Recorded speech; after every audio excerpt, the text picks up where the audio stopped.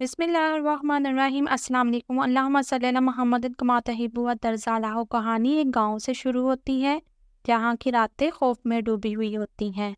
ہر شخص کہتا ہے کہ رات کے وقت وہاں کی پرسرار سایہ دیکھنے کو ملتا ہے۔ انہی دنوں میں ایک نوجوان لڑکی عائشہ اپنے والدین کے ساتھ اس گاؤں میں منتقل ہوتی ہے۔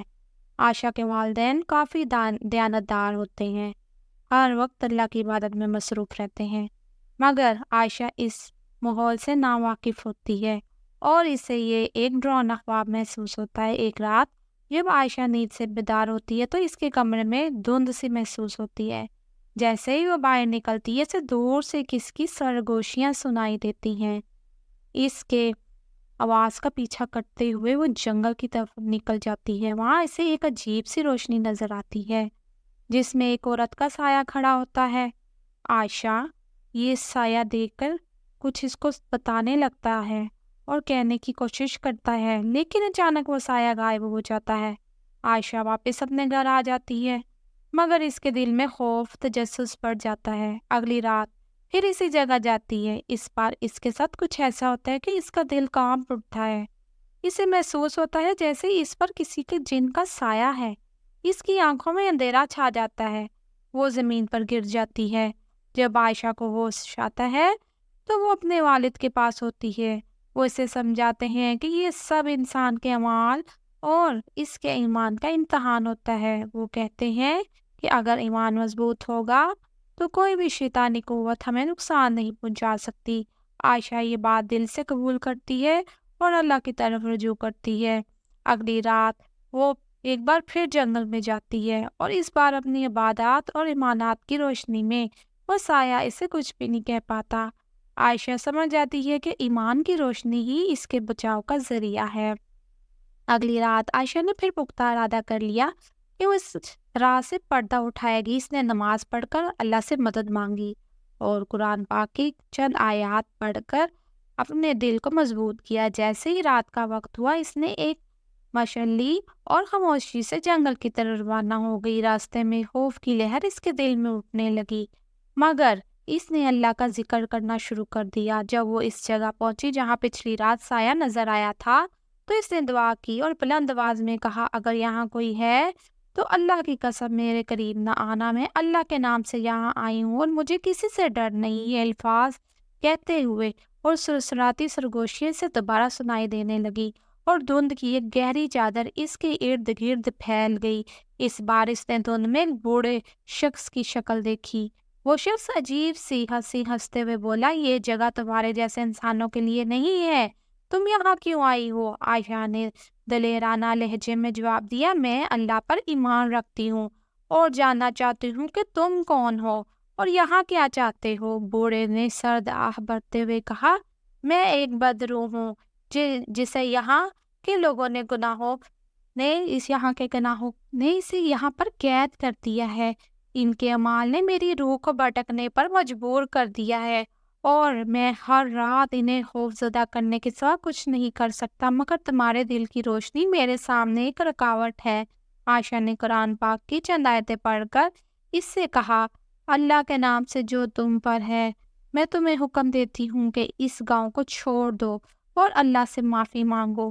یہ سنتے ہی وہ بدروح چیختے ہوئے غائب ہو گئی اور دھند میں صاف ہو گئی۔ عائشہ کو محسوس ہوا کہ اس کے ارد گرد کا ماحول بدل چکا ہے۔ وہ گھر واپس آ گئی اور اگلے دن گاؤں کے لوگوں کو ساری حقیقت بتائی۔ گاؤں کے لوگوں نے اللہ کی طرف رجوع کیا اور توبہ کیا۔ تب سے اس گاؤں میں سکون ہوا اور سکون کی فضا چھا گئی۔ عائشہ کے واپس آنے کے بعد گاؤں میں ایک عجیب سی تبدیلی محسوس ہونے لگی۔ لوگ اس کی کہانی سن کر حیران تھے اور کئی لوگوں کو تو یقین ہی نہیں آ رہا تھا کہ اس کے دلیرانہ عمل کی وجہ سے وہ بدروح گاؤں چھوڑ کر چلی گئی ہے۔ کچھ لوگوں نے سوچا یہ محض ایک افسانہ ہے، مگر جو عائشہ کے قریب تھے وہ چاہتے تھے اور جانتے تھے کہ اس میں سچائی ہے۔ عائشہ نے ان میں سب کو یاد دلایا کہ صرف ایمان پر اور اللہ پر یقین ہی انہیں ان آزمائشوں میں کامیاب کر سکتا ہے۔ عائشہ نے والدین اور اس کی باتوں سے بہت متاثر ہوئے۔ انہوں نے اسے خوب دعائیں دی، مگر اس رات ایک عجیب واقعہ پیش آیا۔ رات کے وقت عائشہ سو رہی تھی کہ اسے کسی نے جھنجھوڑ کر بیدار کیا۔ جب اس نے آنکھیں کھولی تو سامنے اس کے والد کھڑے تھے اور ان کے چہرے پر خوف تھا۔ وہ سرگوشی میں بولے، عائشہ میری بات سنو، گاؤں میں کچھ لوگ بدرو کے ساتھ دوبارہ رابطے کی کوشش کر رہے ہیں۔ ان کا کہنا ہے کہ وہ بدرو ابھی بھی یہاں موجود ہے اور اگر ہم اس کا دل جیت لیں تو یہ ہمارے گناہ معاف کر سکتی ہے۔ عائشہ کے دل میں ایک بار پھر خوف اور اضطراب کی لہر دوڑ گئی۔ وہ جانتی تھی کہ اگر لوگ اپنی خواہشات کی خاطر دوبارہ شیطانی راستے پر چل نکلیں گے تو یہ گاؤں کبھی سکون نہیں پا سکے گا۔ وہ فوری طور پر اپنے والد کے ساتھ مسجد گئی اور وہاں دعا کی۔ دعا کے بعد وہ اپنے چند قریبی دوستوں کے ساتھ اس بات پر غور کرنے لگی کہ گاؤں کے لوگوں کو اس گمراہی سے کیسے روکا جائے۔ اسی رات عائشہ نے گاؤں کے بزرگوں سے بات کرنے کا فیصلہ کیا۔ بزرگوں نے اسے تسلی دی مگر ساتھ ہی یہ بھی بتایا کہ گاؤں کے کچھ نوجوان ان باتوں کو ماننے کے لیے تیار نہیں ہیں۔ ان کے دل میں بدرو کا خوف نہیں تھا بلکہ انہوں نے بدرو کو کسی طرح قابو میں کرنے کا ارادہ کر لیا تھا تاکہ اپنی طاقت دولت کو بڑھا سکے۔ وہ لوگ بدرو کو گاؤں کا ایک راز سمجھتے تھے، جیسے قابو میں لانا ان کی زندگی کا سب سے بڑا مقصد بن چکا تھا۔ عائشہ نے اللہ سے دعا کی کہ وہ ان نوجوانوں کے دلوں کو ہدایت دے اور ان کی آنکھیں کھولے، مگر یہ معاملہ اس کے لیے آسان نہ تھا۔ ایک رات جب گاؤں کے نوجوان ایک مخصوص مقام پر بدرو کو بلانے کی کوشش کر رہے تھے، عائشہ بھی وہاں پہنچی اور اسے کو روکنے کی کوشش کی، مگر اس بار بدرو پہلے سے زیادہ طاقتور انداز میں ظاہر ہوئی۔